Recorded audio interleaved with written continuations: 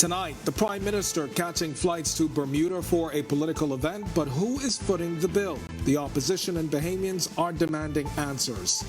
A man on bail shot and killed this morning. Police say he was leaving a popular nightclub. Plus, hotel executives set to meet with Bahamas Power and Light over the shocking recent hike in fuel charges. And then in our news at 7:30, why a former immigration minister says our current immigration climate is beyond a crisis. The interview you'll only see here on Our News. Our News at 7 starts now.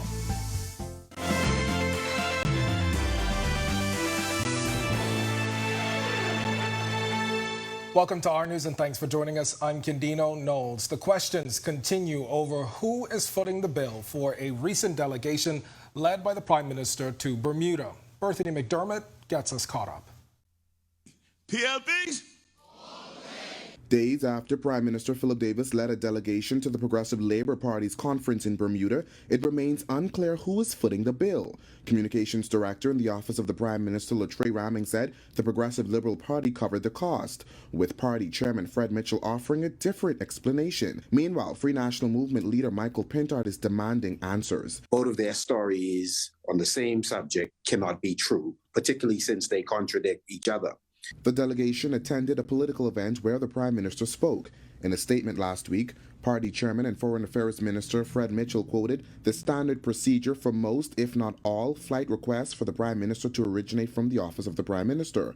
It continues, when settlement of expenses are done, there is a reckoning between personal expenses and public expenses. That procedure was followed in this case, and there was nothing unusual about it. However, when asked earlier that day, the Communications Director said this. That cost was covered by the Progressive Liberal Party. Among the delegation were Ramming, Mitchell, former Prime Minister Perry Christie, Transport and Housing Minister JoBeth Colby Davis, State Minister Miles LaRota, PLP Senators Barry Griffin and Quinton Lightburn, among others, including aides. While there, the Prime Minister recognized each representative of the delegation. First, acknowledge the presence and to thank the PLPs who took time out of their busy schedule to travel with me. He also announced the appointment of an honorary council in Bermuda while extending an invitation to attend the next PLP convention and the 50th independence celebrations.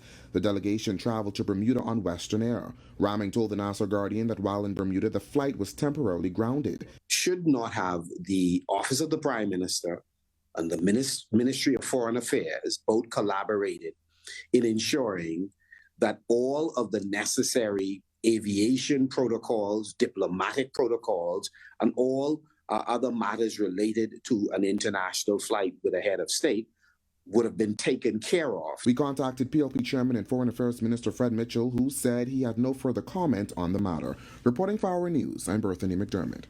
Thanks, Berthany. Well, another bail suspect was the target of a fatal shooting early this morning. The incident happening a little before dawn as the victim and another man were leaving a popular night spot off of Collins Avenue. The victim, police say, died at the scene. The other man was rushed to hospital and remains in critical condition. Assistant Commissioner of Police Kenwood Taylor giving reporters this update. Information received to the police was that 2 male victims were shot. Upon our arrival at the scene, we would have observed 2 victims suffering from gunshot wounds about the upper extremities. One of those victims was taken to the hospital by ambulance. The other succumbed on scene. For more details on this story, tune in to Our News at 7:30. The man, police say, shot and killed a woman outside her home a few days ago was arraigned and denied bail in court today. 23-year-old Jeffrey Clark, known as JJ and American, will stand trial for the October 14th murder of 22-year-old Tadasha Morgan Sears. According to charges, around 11 that night, the accused got out of a car and shot Morgan Sears several times in front of her apartment on Shaw Drive in Ridgeland Acres. Police say the suspect fled the scene by car. Police reported her dead at the scene. In court today, Clark was not required to plead as he stood before Chief Magistrate Joyanne Ferguson Pratt. He remains on remand until his case comes up on the docket next February for a voluntary bill of indictment, sending it to the Supreme Court. A Jamaican man denied bail today in the Grand Bahama Magistrates Court for an offense earlier this month 43-year-old Michael Cookhorn appearing before Magistrate Debbie Ferguson today on an armed robbery charge. He did not have to plead to the charge and was not given bail. He's now on remand at the Department of Corrections until his next court date in April next year. We have got a whole lot more to get to in a moment, but for now, it's time for your first look at temperatures. And meteorologist Greg Thompson is standing by in the Weather Center with this look. Greg? Thanks, Candino, and welcome everybody for our first check on weather on this beautiful evening, actually. Temperatures comfortable out there, 81 degrees with a few clouds. Northeast winds at 9 miles per hour, still bringing in a nice cool air mass, and your feels like temperature at 85. Temperatures around the islands right now in Northwest Bahamas, 79 in Freeport, Grand Bahama, as well as in Marsh Harbour, Abaco. Then we pick up a string of 80s. Alistown, Bimini, Great Harbour Key in the Berry Islands, and across in Governor's Harbour, you guys, 80, 81 in Nichols San Andres, and here in the capital, we are 81 at this hour as well.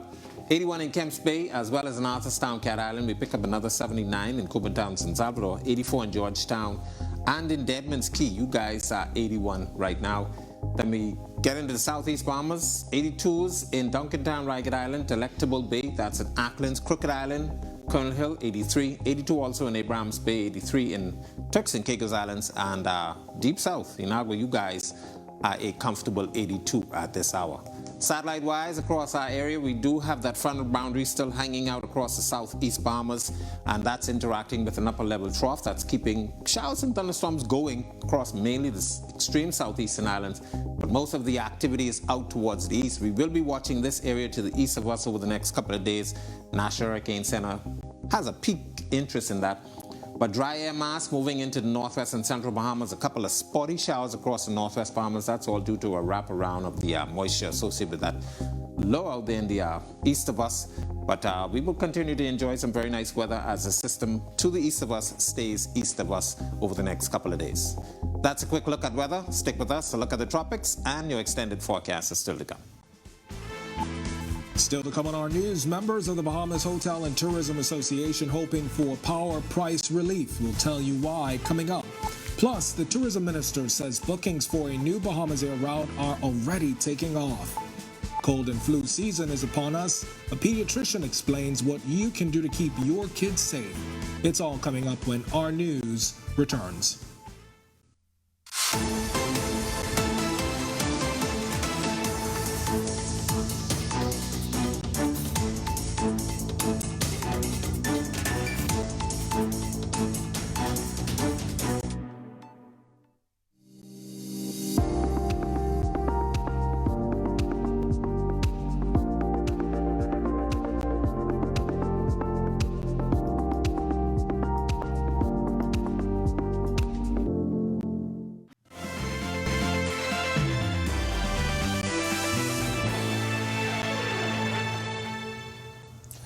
Executives from the Bahamas Hotel and Tourism Association set to meet with Bahamas Power and Light officials in hopes of getting relief for hotel properties after the recent hike in fuel charges.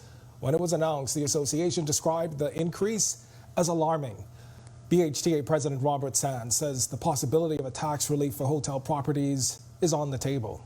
We talked about the progress in terms of alternative energy formats, etc. We talked about the opportunities for looking at a number of the variables that impact the cost of electricity to a number of properties, such as the peak demand charge and also the fuel surcharge.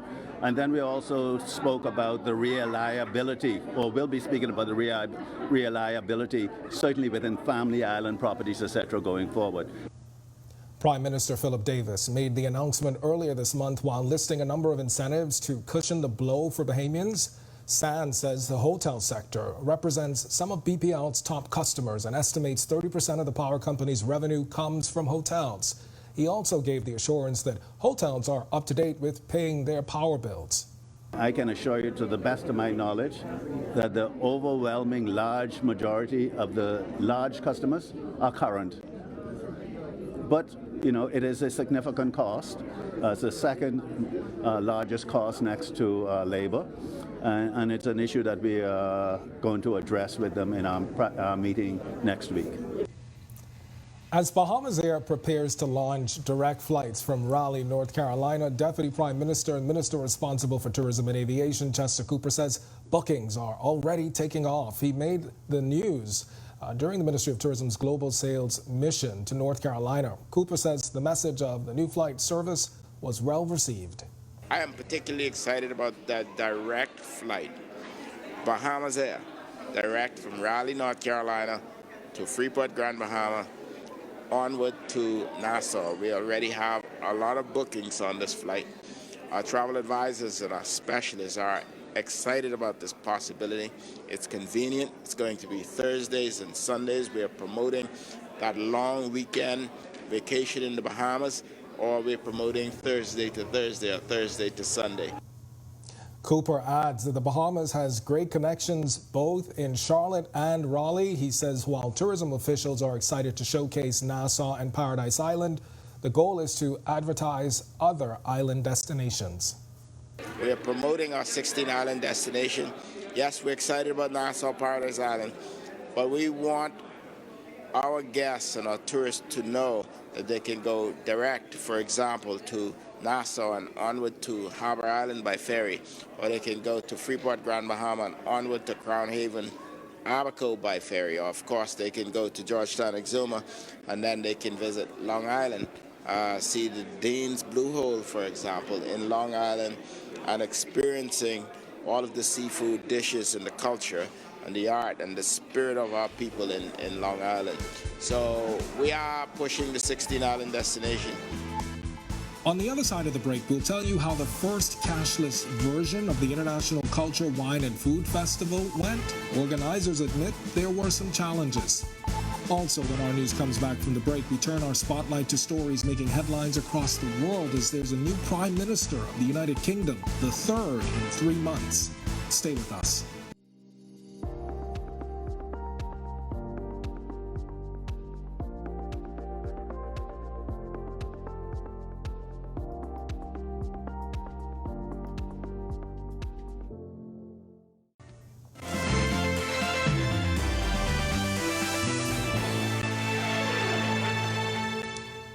This is our news. Welcome back. We turn now to stories making headlines across the world. I am humbled and honoured to have the support of my parliamentary colleagues and to be elected as leader of the Conservative and Unionist Party.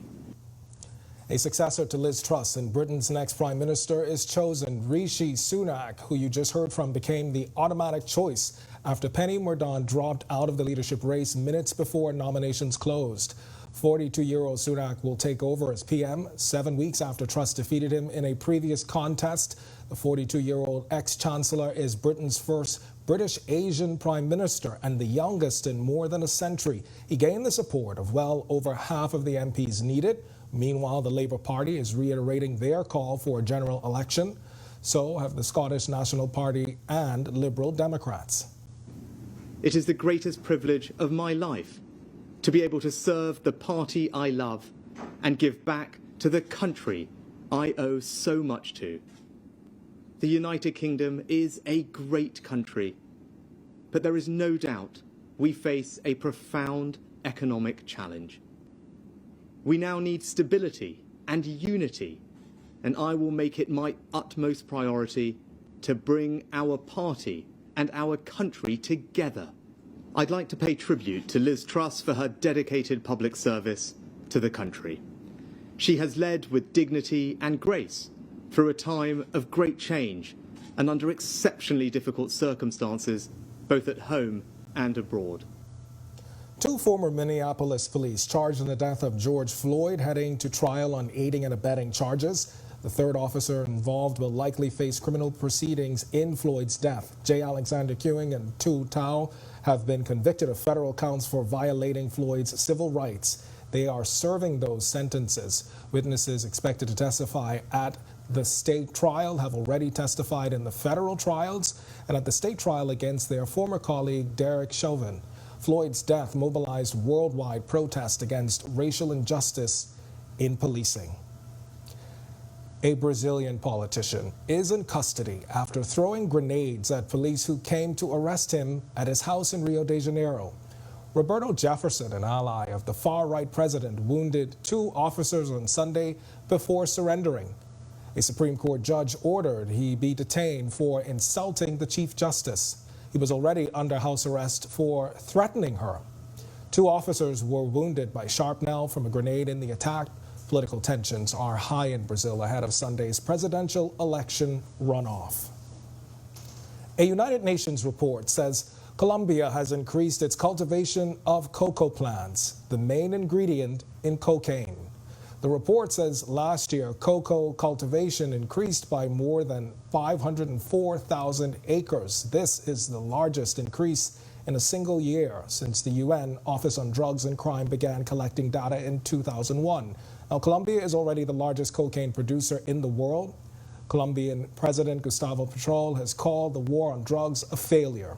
For years, Colombia has struggled to get farmers to move away from cocoa production, but promises to provide incentives and subsidies have not materialized.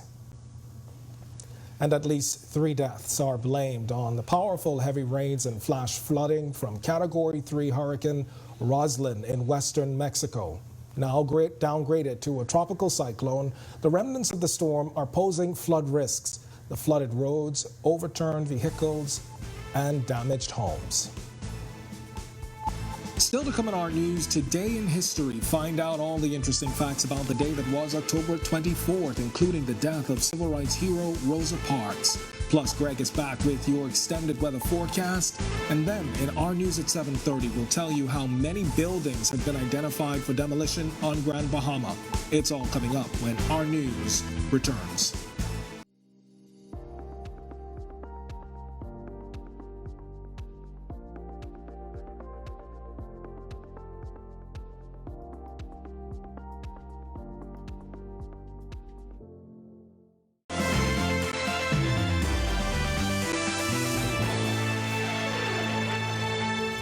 Welcome back to our news. It's time now to turn our spotlight on events that shaped the day that was October 24th. Take a look.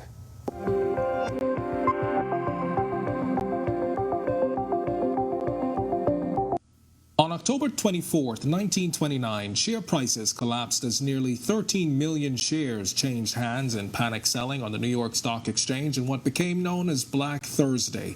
Billions of dollars were lost, wiping out thousands of investors. In the aftermath of that event, the United States and the rest of the industrialized world spiraled downward into the Great Depression, the deepest and longest-lasting economic downturn in the history of the Western industrialized world up to that time. In 1931, American gangster boss Al Capone was sentenced to 11 years in jail for tax evasion. Photographs of infamous criminals, including Al Capone on the left and George Machine Gun Kelly, are shown on a wall along Cell Block D at Alcatraz Island in San Francisco, California. A U.S. National Park Service commemorated the 75th anniversary of Alcatraz as a federal prison. 1957 saw the death of French fashion designer Christian Dior, responsible for the new look. Here, Christian Dior is showing a new line of evening gowns for summer season 1948 in a fashion show in Paris. Plus, in 1989, the U.S. television evangelist Jim Bakker was sentenced to 45 years in jail and fined $500,000 for swindling his followers. The former televangelist and host of the religious television program, the PTL Club, attends ceremonies honoring Grammy Award-winning brother and sister gospel recording artists BB and CeCe Winans, with their star on the Hollywood Walk of Fame in Hollywood in October 2011. Bakker hired the Winans in 1982 as part of the singing group the PTL Singers. And in 2005, Rosa Parks, who galvanized the U.S. civil rights movement, died at the age of 92. On December 1st, in 1955, in Montgomery, Alabama, Parks refused to obey bus driver James Blake's order that she give up her seat to a white passenger. Her action sparked a bus boycott. In this photo, civil rights crusader Rosa Parks waves as she listens to President Clinton's address on race relations at the White House in September that year. And in 2007, the world's most premature living baby was born in Miami. This handout image shows the baby, Amelia Sonia Taylor's, feet held in contrast with adult hands just after her birth at Baptist Children's Hospital in Miami, Florida. Taylor, only slightly longer than a ballpoint pen at birth, was due to be sent home in the coming days from a Florida hospital after 4 months of neonatal intensive care.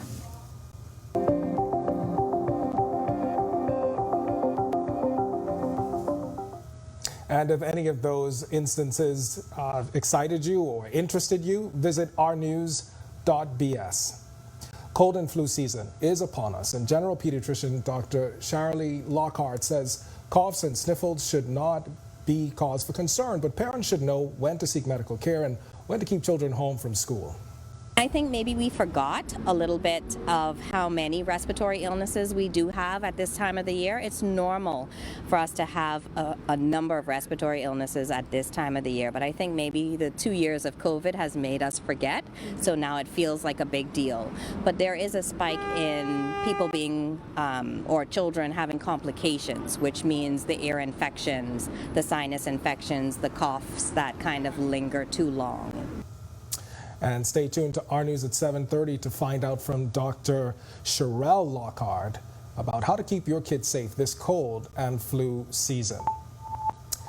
There were 126 vendors offering food and drinks from countries around the world at the International Culture, Wine and Food Festival over the weekend. Hundreds showing up at the two-day event to take part in the food, fun, and culture. And while many are applauding the event's success after a hiatus due to the COVID-19 pandemic, some say there were challenges. Some of those challenges included parking issues, long waiting lines, and issues with the digital platform. The ICWFF partnered with Canoe Pays and Sands to offer a cashless environment to attendees. Co-founder and chairman of Canoe, Nicholas Rees, is responding to some of those criticisms. People were irate. The sun was hot. The lines, thank God it was hot. The lines were long, right? But I do want to also remind people, like I said, this festival was my first date. We know there's much to improve on. As we embrace and assist with the education around the digital technology as well as the sand dollar, I think that this is something we all as Bahamians should be proud of. Now, our Italia Hall will have the full details from the International Culture, Wine and Food Festival coming up in Our News at 7:30. Well, that does it for us in Our News at 7. Joining us now is our Italia Hall, who's got the latest headlines. Italia? Hi, Ken. Thank you so much. And I did go to the food festival, but I did not see you there. I could not make it this year, but how was it? It was good. It was good. Lots of art, food, and culture on full display, and I enjoyed myself. Yeah. Did you experience some of the issues and challenges that people talk about? Not really, but it was good overall. All right. All right. So thank you, Ken. We have a lot of news to get to, including comments from a former immigration minister on the country's immigration issues. Live at 7:30, the interview you will only see here on Our News. As a former immigration minister says, clamping down on work permits may be a part of the solution to the immigration crisis in the country. Plus, police working to identify 2 bodies discovered on Grand Bahama, but the level of decomposition is proving to be a challenge. Plus, a San Salvador woman charged with stealing $95,000 from the island's post office. Details of the charge laid out in court today. And later, sweet or sour? The Food Fest reviews are in and organizers weigh in on how the much-anticipated event went off with a new venue and cashless payments. Our News at 7:30 starts in a moment.